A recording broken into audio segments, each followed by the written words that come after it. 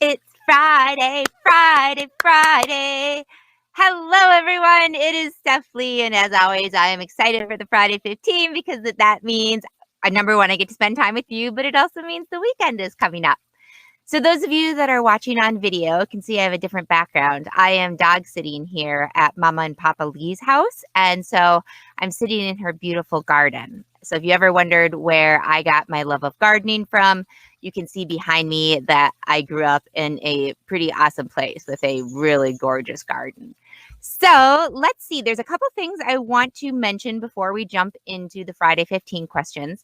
The first one is we just pushed out via the podcast, and we had it on YouTube as well, our candidate chat, where we interviewed 13 of the 14 candidates for ASTA's board of director positions that are open. The voting started on Tuesday and it goes for 2 weeks. So if you are an ASTA member in good standing, you should have received your ballot. I would really encourage you to take the time to watch the candidate chat to get to know a little bit about each of them and see kind of what their platforms are, get to know their personality a little bit better. I know I personally really enjoyed getting to know all of the candidates a little bit better through the interview process, and it gave me a better feel for what role they would play on the board if they were there. So that is in the prior podcast episode, or on YouTube, you can find it under candidate chat. And then the second thing is our survey, our annual travel agent survey is going on right now. And if you haven't taken it, please go ahead and take it at hostagencyreviews.com/survey. Whether you didn't book anything last year, whether you're brand new to the industry, if you're corporate, you're leisure, we want to hear from everybody. And the benefit for you is we're able to push out these reports that can help you benchmark for your agency what other agents like you are doing. So say, for instance, you want to know what other agents that have been in the business for 5 years about what they're making at their agency to see if you're on track, or if you maybe need to like increase the marketing or do something a little bit different. So again, go to hostagencyreviews.com/survey, and it is running through July 31st. We'll be publishing reports free to everybody from the survey results throughout the year. So keep an eye out for our fee and income reports and lots of other tasty information. Now let's get into our question for today. So our first one comes from anonymous. They're saying, I'm confused with the differences between a host agency and a regular travel agency. Is a host agency a travel agency? Yes, a host agency is a travel agency.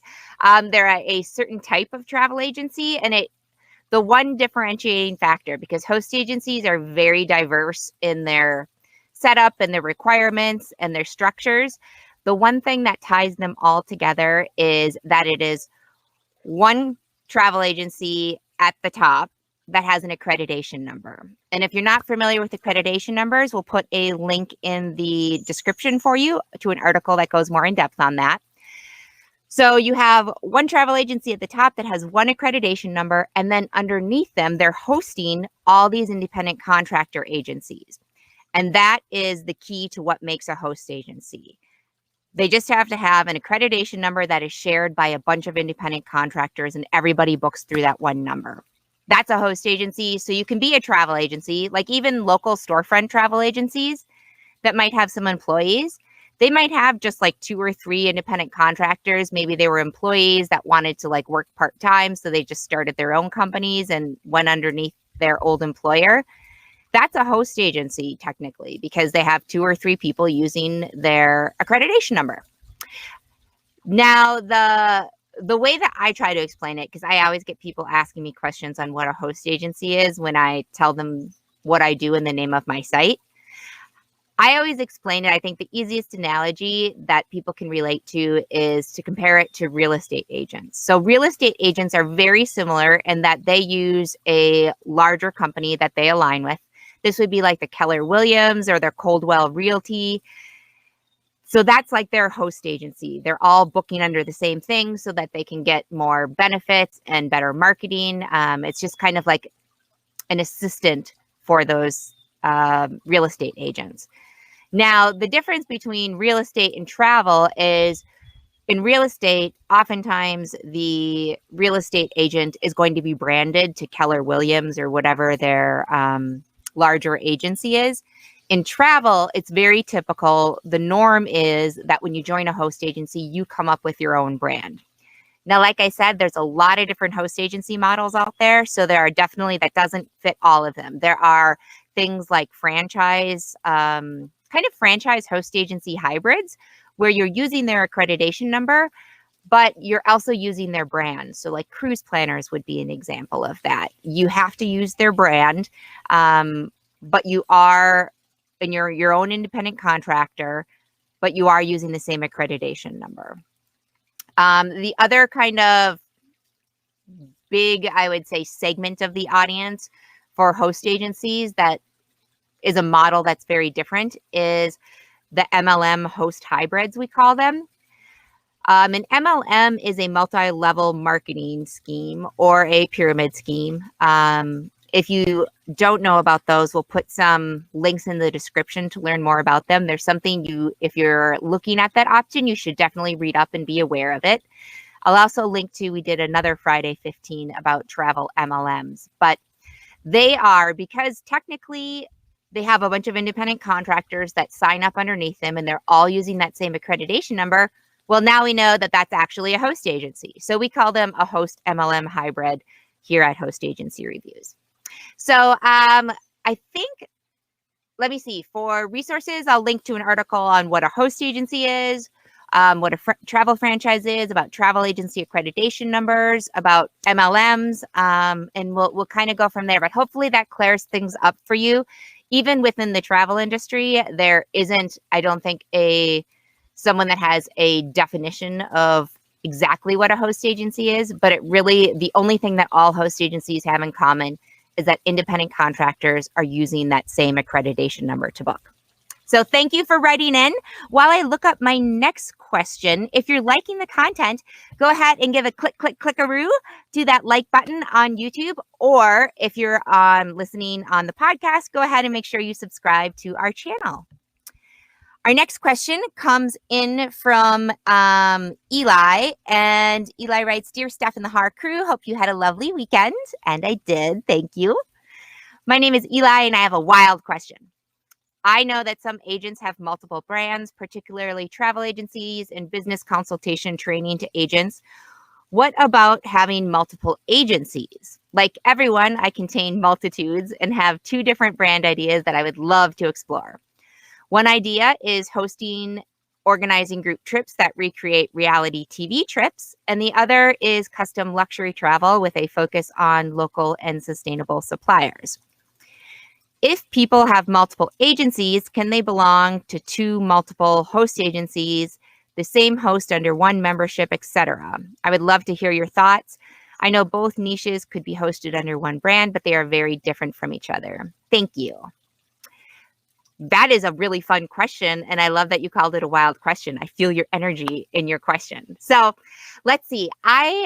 Very common for actually travel agencies in general to have multiple brands, and it doesn't necessarily even need to be their travel agency and like their training for other agents. A lot of times what I see is, and even like my parents' agency growing up, they had different divisions. Like they had the leisure, normal, sun and fun division, and then they had their honeymoons and destination weddings division called like Enchanted Getaways or something. That was, it's a lot easier to target the honeymoon and destination wedding market when you're not called like something has to do with family travel. So very common to do that and not a problem at all. Essentially what you're just going to do is do a DBA or a doing business as for, you'll have your main branch, your main company, and then do a DBA for the second one. So when you sign up with a host agency, you can definitely do it one of both ways. So you could either do it where you have each brand is with a different host agency and doing kind of dual affiliation. I'll post, there's kind of pros and cons to that. So I'll go ahead and post a link to our article that goes more in depth on the pros and cons of multiple dual affiliation for you in the comments. But there's also if you have one host and you're doing multiple brands, you might run into a problem in that you can't be under one login. And the reason behind that is the invoices, when you book something with the vendor, you're signed up with, let's say, your reality travel agency's name is like, I'm not even sure, like Reality Travel TV or something. If you sign up with a host agency, they're going to give the supplier that name. So if you book something with, say, Fun Jet Vacations with them, it's going to say, like, you know, to the consumer, you've booked with Reality Travel TV. Now, if you also have your luxury one there, the supplier is not able to, with just that one login for booking, they're not able to like switch out the name. It has to have like a different login. And so the host may require you to have two logins. That's something when you're chatting with them, I would talk with them about and see what their procedures is for people that have multiple brands. And you can kind of go from there. But the big concern is going to be the confirmation emails that come from suppliers. You need to make sure that it's coming from the right brand and has the right information on it for your agency.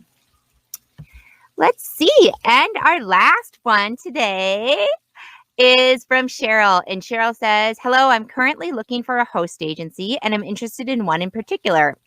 But this company, Luxivo, uses their name on all marketing tools, including email. Do I still need to create my own LLC at that point? And wouldn't this be promoting their company instead of my own?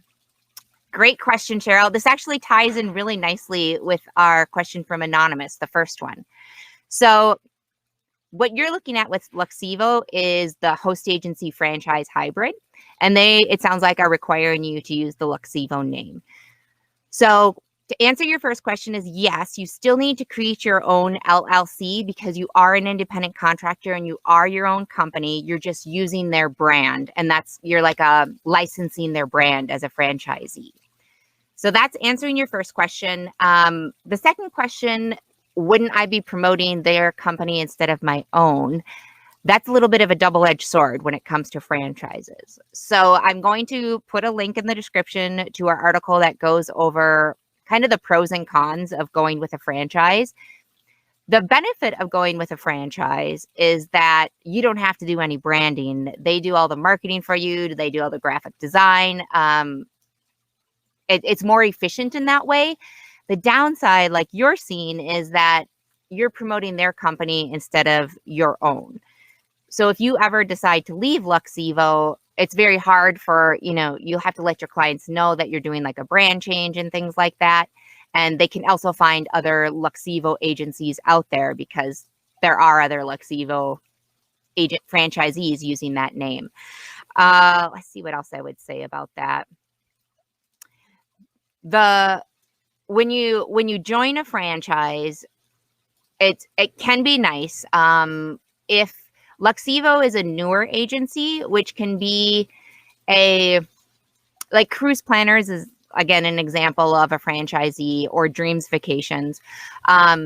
They've been around for a long time, so they may have more consumer awareness than what you might see with Luxivo, which is something to consider because it's at the early stages of a franchise. The franchise very much relies on their franchisees to help build that brand, and it benefits everybody because then the home office can get stronger. It reaches more people, which means they can sell more franchises and get more clients. So that's something I would say to consider, is that it's a newer franchise. And so the brand recognition may not be great in your area. I'm not sure.